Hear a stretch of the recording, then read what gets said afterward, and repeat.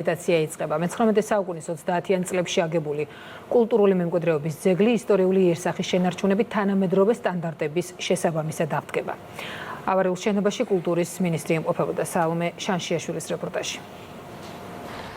შალვა ამირანაშვილის სახელობის ხელოვნების მუზეუმის ისტორიული შენობა წლებიან მძიმე მდგომარეობაშია. 1838 წელს აგებული ეროვნული კულტურული მემკვიდრეობის პირველი ხარისხის ძეგლი ისტორიული იერსახის შენარჩუნებით აღდგება. რეაბილიტაციის შედეგად შენობა თანამედროვე სამუზეუმო სტანდარტებით აღიჭურვება. დირექციასთან და ადმინისტრაციასთან უკვე მოლაპარაკებულები ვართ.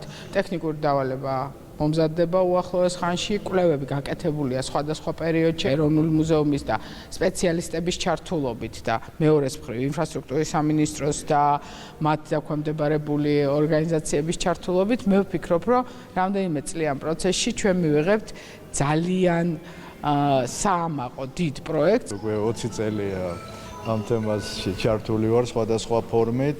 სამწუხაროდ დღემდე ეს ვერ მოხერხდა, მაგრამ დღეს ბევრად წინა ვართ. შენობის დიდი ნაწილი არის უკვე ევაკუირებული.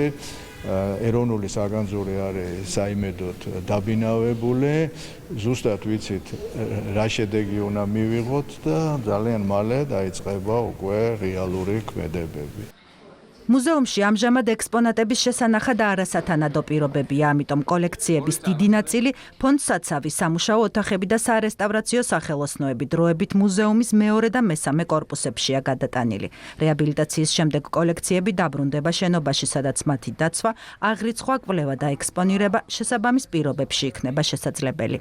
3 წელია ამ დაახლოებით რაც დაწყებული გვაქვს მუშაობა ევაკუაციაზე და სრულად არის შენობა დაცლილი თანამშრომლებისგან ავარიული მდგომარეობის გამო, ასევე გადატანილია ფონდების 80%, ასევე ხელოვნების მუზეუმის თანამშრომლები აგრძელებენ მუშაობას ახალ თანამედროვე გარემონტებულ სივრცეებში.